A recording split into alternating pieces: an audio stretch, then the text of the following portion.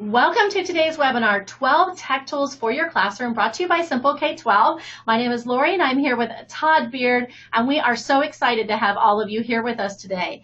Now, this webinar has been brought to you free today thanks to our sponsor, Microsoft, Education Empowered. When it comes to technology and education, your school needs more than a device or a service. Your school deserves a complete solution, and your end-to-end solution begins with Microsoft.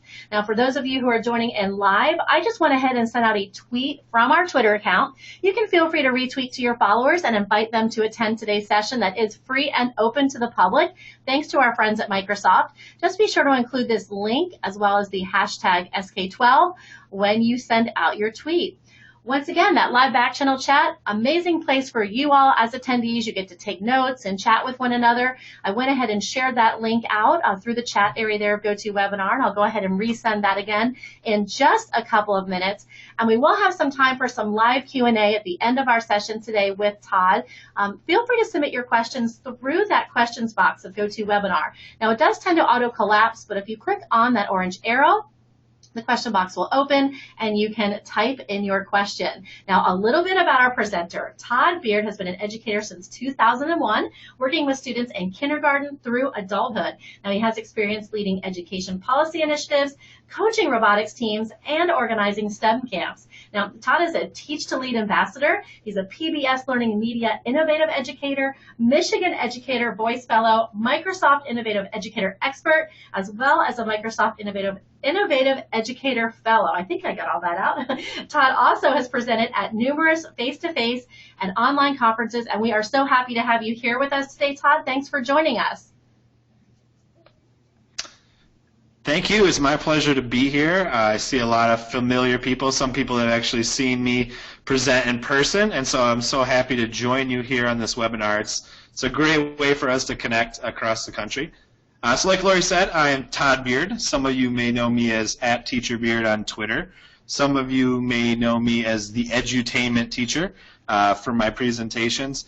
I really believe that all of us are edutainers. I believe that whether you are a storyteller, or whether you wear costumes, or whether you do game shows, or whether you do passion-based learning projects and presentations, whatever it is that you do, you are edutaining students. You are having fun while learning. And the best part about having fun while learning is that learning is at a deeper level.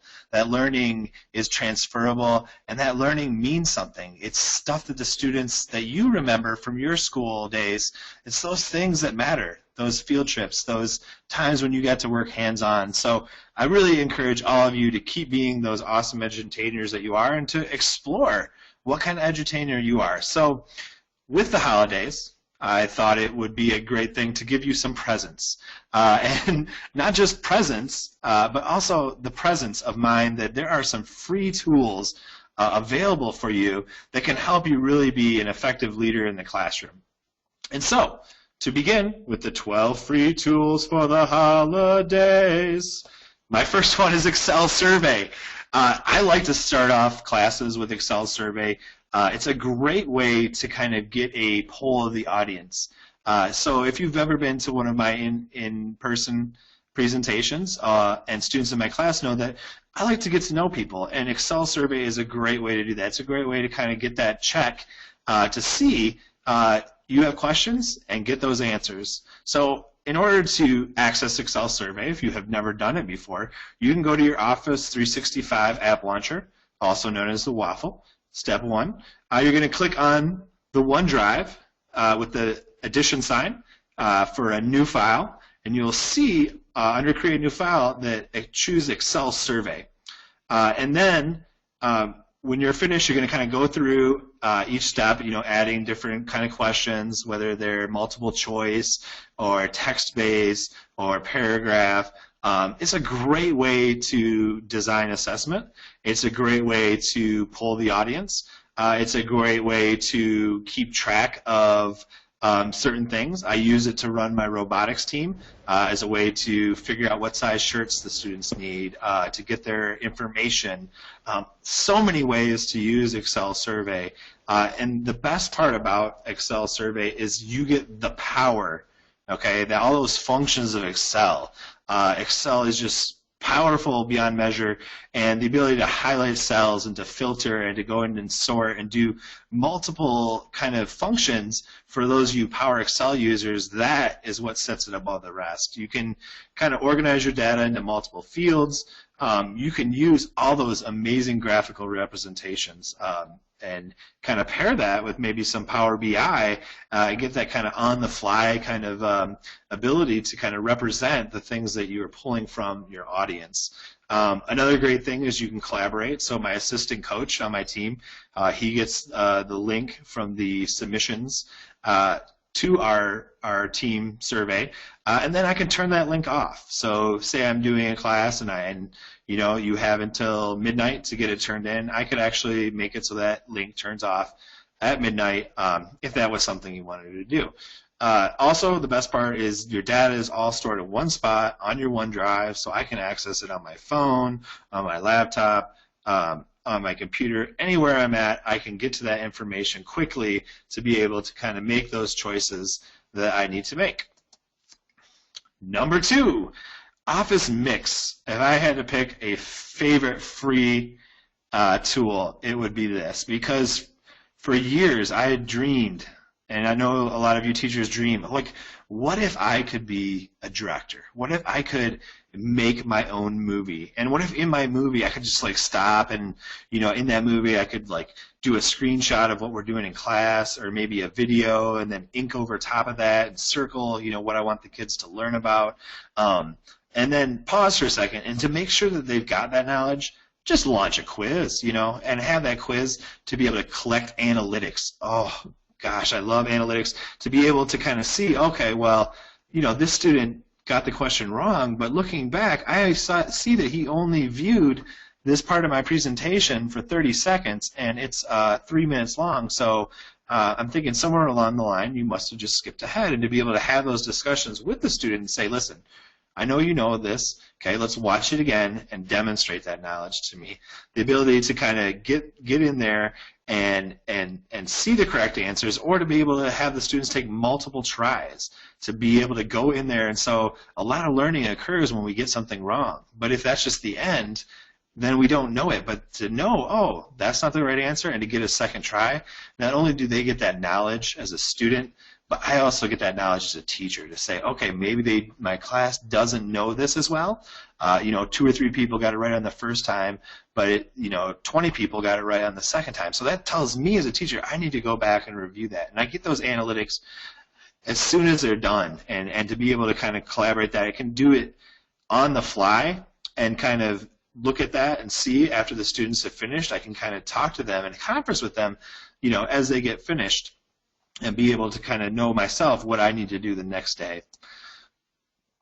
So, like I said, you can go to mix.office.com and you can download it for free. It is an add-on to the PowerPoint desktop version. So when you're using, I know a lot of us have some really great PowerPoints that we have kind of kept up over the years and kind of evolved with them and made them really great pieces. This is that next step that you need. That next step you've been waiting to take is to turn that PowerPoint into a mix. So you're going to open that PowerPoint just like you would.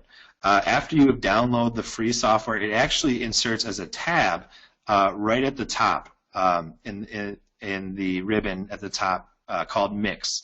And when you click on that, you can see all the options that you get. So you can save it as an MP4. So when you save it as an MP4, you can't get those analytics, but sometimes you're not looking for that. Sometimes you're just looking for a way to display a PowerPoint on any kind of device, a cell phone, a tablet, whatever.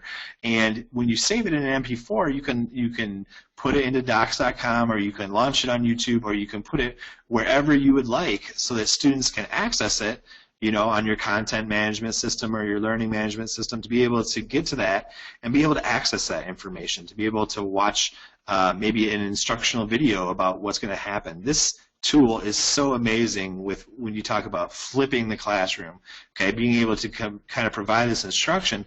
I can turn on my webcam and I can do some stuff in front of the students. They see my face, they see those facial interactions, they can read my body language, and they get that that good feeling that, you know, Mr. Beard is here and he's walking us through this lesson, and at any time they can pause, you know, maybe to go check in, see what else is available online, or maybe they didn't quite get it, so they can click a review back just and rewind it and just watch it again. So there are awesome ways to use Mix, and teachers are using it for all different things, as a way to kind of flip the classroom, or as a way to assess student knowledge, or they're having students make their own mixes so that they can kind of teach each other. And I think that's the real great thing is when students are teaching students, that's where the real learning is coming into play. The other things I love about it is you can provide hints. You can add a timer. You can change the order of the questions so that not every kid, so they're going through and they're not all number 1 and 2 and 3 isn't the same. It can randomize it so that you don't get students looking over on each other's screens. And then also you can go back, while you're making your mix, you can actually go back and edit. And say you mess up on a slide, you can go back and just do that slide. You don't have to do the whole presentation. So when you say mix, just think about it as you are the director, and really the only limit is your imagination. Number 3, the third gift for this holiday season is ChooseToCode.com. It's a great place to start when you're talking about you want to teach computer science and you just need kind of someone to show you the way. ChooseToCode.com gives you all those things that you need as a teacher. We spend so much time making these things: hands-on tutorials, animated video instruction, in-class lessons, projects, assessments. I want to give that time back for the holidays so that you don't have to worry about that. Okay, Microsoft did all this for you, and so now you can be that guide on the side. You can spend your time diving into these tutorials and doing them with the students, and doing those animated in-class lessons and videos and projects, and that way your students can kind of work at their own pace, and you can kind of be there to help them. Number 4, my fourth tool that I'd like to present to you is a new one out of the Microsoft Garage. It's called Snip. And some of you may be familiar with the snipping tool or some other ways to screenshot, but if you are, you know screenshotting is just a great way to share with your students what you're looking at. And to take that a step further, what if you could do this? What if you could share that, and then you could annotate and write out over top of it, and then you could narrate it, and then be able to share that as a URL or an MP4 video. So now you can access it any number of ways, whether through your smartphone or your tablet or on your PC. You can go to it and you can access that. So some uses, maybe to show people, personal use, how to show people to get to your house. You can take a screenshot of the map and kind of draw to them. Maybe there's a little trick turning into your driveway. You got to go this certain way. Maybe you have a whiteboard idea and you want to get feedback. You can take a screenshot of that whiteboard, and people can give you feedback on that idea, and you can kind of snip back and forth, a collaborative, sending people, so connecting with people that could be anywhere, and just sending snips back and forth to kind of convey their ideas. It's great for kindergartners. You can get them to talk about the things that they take a picture of something that's special to them and have them describe it and be able to record that for posterity. Also, you could do tutorials. A lot of teachers are using it as a way to kind of, maybe you have a substitute coming in and you know it's really hard to explain. You take all that time writing it in the subplans. Why? If you just do a quick snip of it, you can record your audio in there, and then that substitute can just play that information, and kind of your students are excited because they hear your voice and they can be able to understand how you would teach it. So like I said, a great example of how to use Snip is, say, now maybe you're not absent, but maybe you have a student that's absent. So if you had a student that's absent, you could show them visually, as you can see, what we're doing in class. You can record audio and be able to convey that to them and send it to them in email version, and they can be able to access that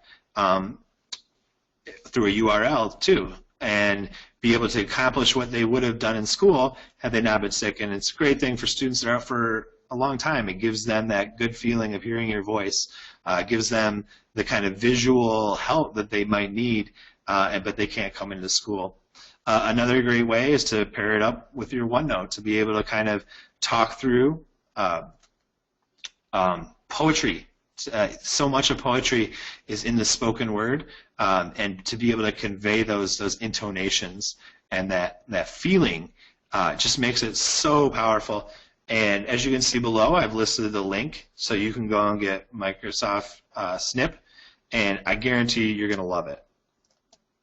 On to my next tool for the holidays, Sway. If you have not swayed yet, you got to try it. Go to sway.com.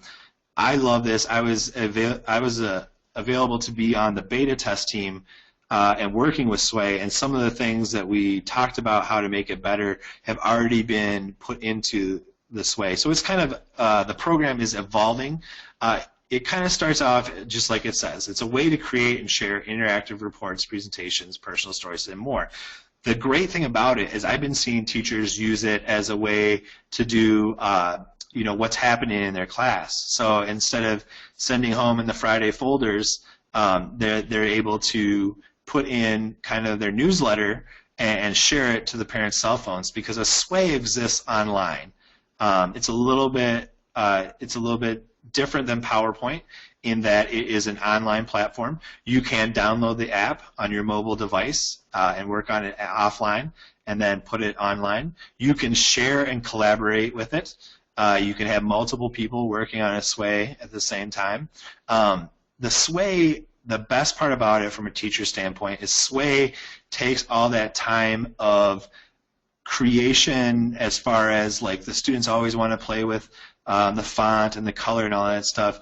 It takes that aspect and gives them a little less choices. It still gives them choice, which I love because it is about creation, but it puts it into a graphically appealing format in that the templates on Sway are designed by graphic designers to work on any size screen, and they're there to kind of highlight the information. So when we talk about students, and it is very important to get creativity out, but I know one of the things as a teacher I'm focused on is the content.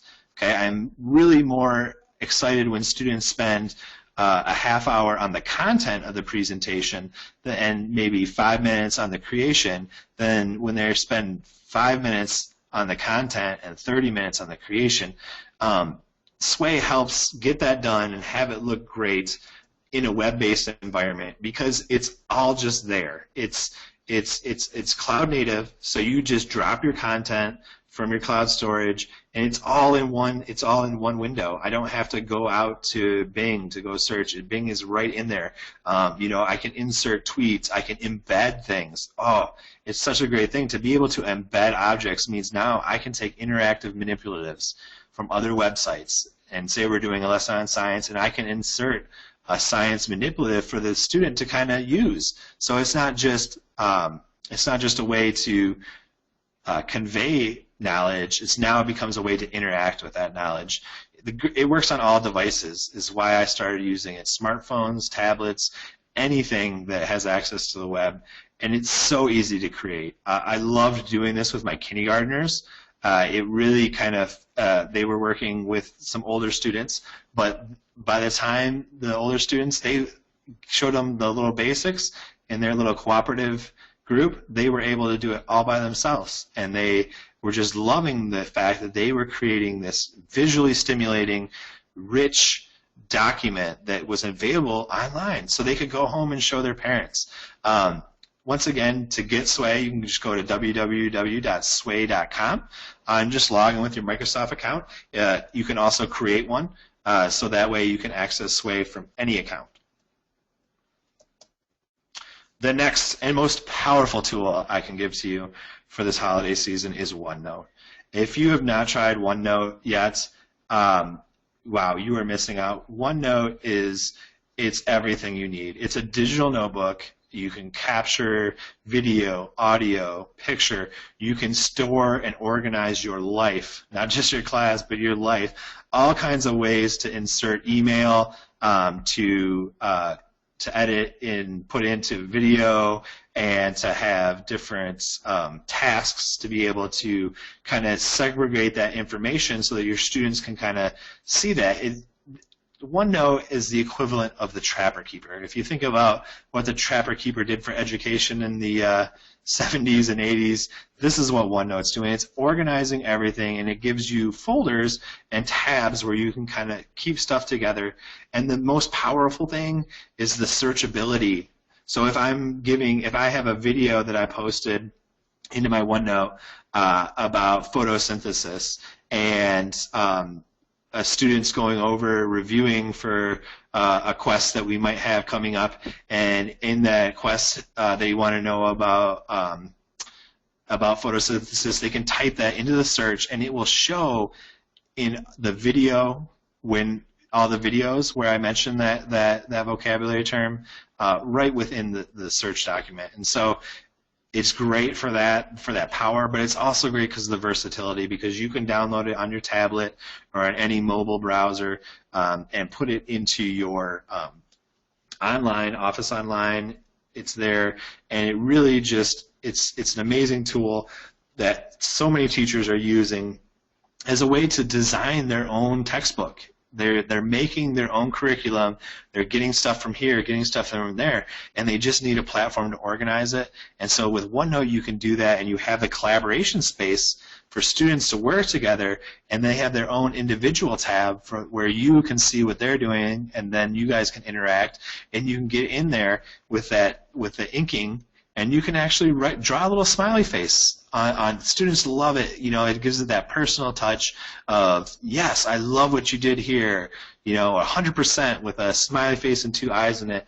It's a great tool to use, and it's available at www.onenote.com.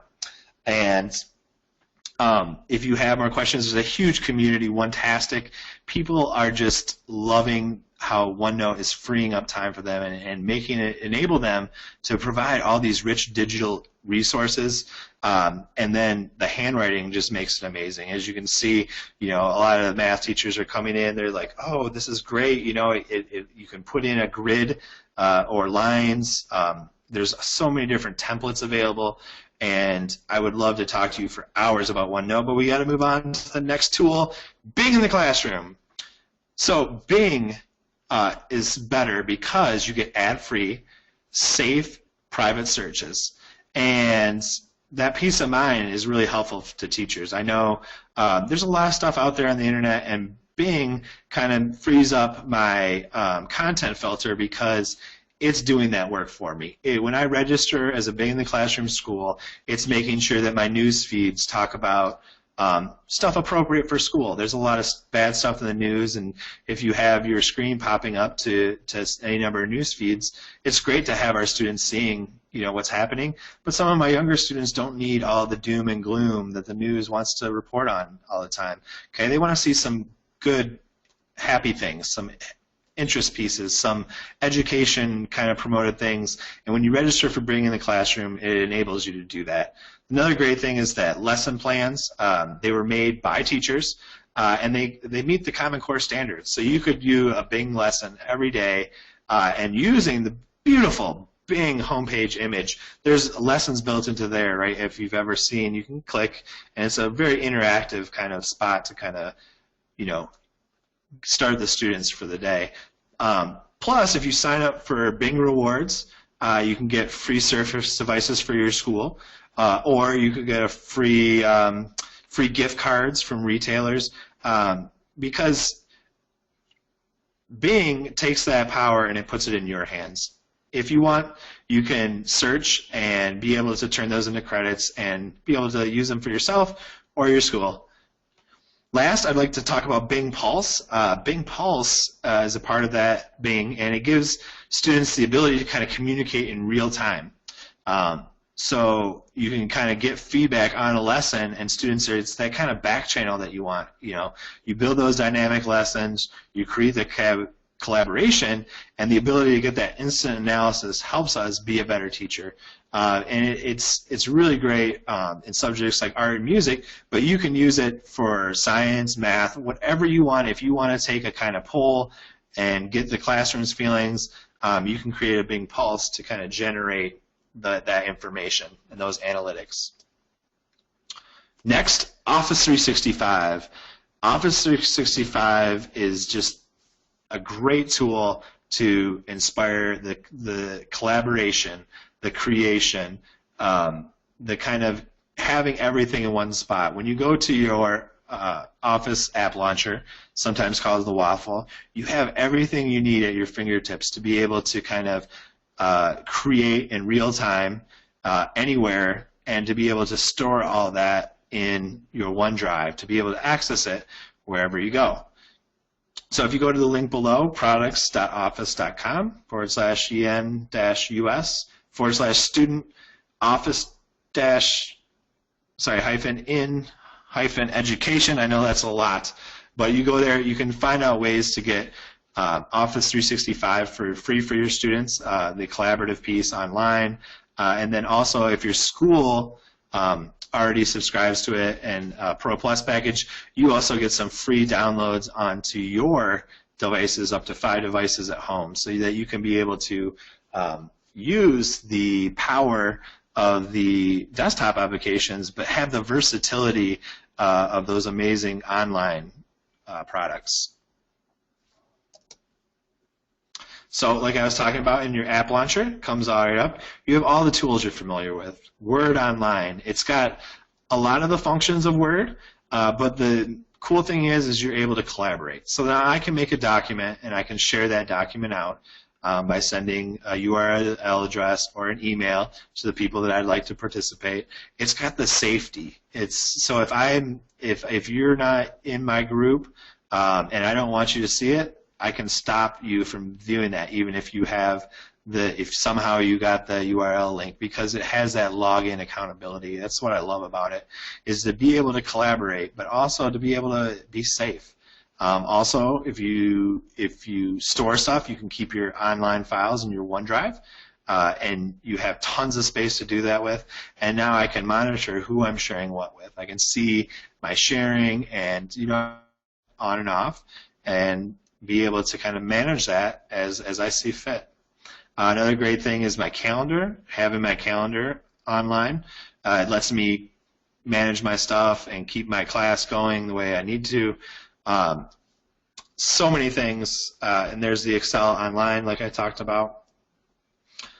One of the awesome tools that I had the pleasure of using just this week was the Skype educator community. So some of you are part of a mystery Skype, and so you know that game is so fun.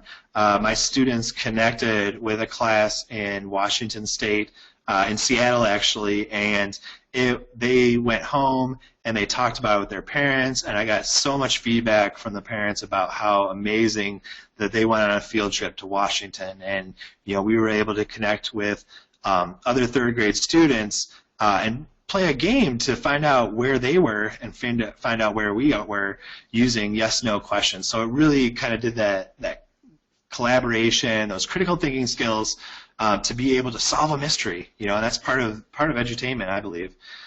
You can also talk with a guest speaker. So if you're doing Our Code right now and you want to talk with someone that does coding, you can get in touch with that person through the Skype educator community and have them come to your classroom. That's so amazing. Just as amazing as taking a virtual field trip. In my school, we only got to go on one field trip a year, and it was so sad because the students learn by going places and seeing things and doing things, and by taking a virtual field trip, my students were able to go to an aquarium in North Carolina and be able to see what happens at the aquarium. Some of them had never been to an aquarium, but through the Skype virtual field trip, they were able to say that they have seen what an aquarium is all about, and now they're excited to go there in person. So, like I mentioned, you can play Mystery Skype. You can find a classroom to play with. You can find guest speakers. You can be a guest speaker, virtual field trips, and you can even host a field trip. And all that's available at Microsoft or education.microsoft.com/Skype in the classroom. You got to try this. Getting towards the end. Second to last is Minecraft Edu. A lot of you guys are using Minecraft in the classroom already. It is an awesome tool. I had the ability to use it in my after-school setting, and I just loved it. The kids learned so much about collaboration, about working together, social studies, math, geometry, everything you can think of, history. If you can think it, you can do it in Minecraft, because Minecraft's all about creating. It's all about building that virtual life. It's about having those kind of connections to the real world that you can build yourself. And so while Minecraft is not a free resource to play, the resources available to teachers are for free. So if you can get those kids going on there and want to piggyback off of it, you're able to access these free resources all through the Minecraft.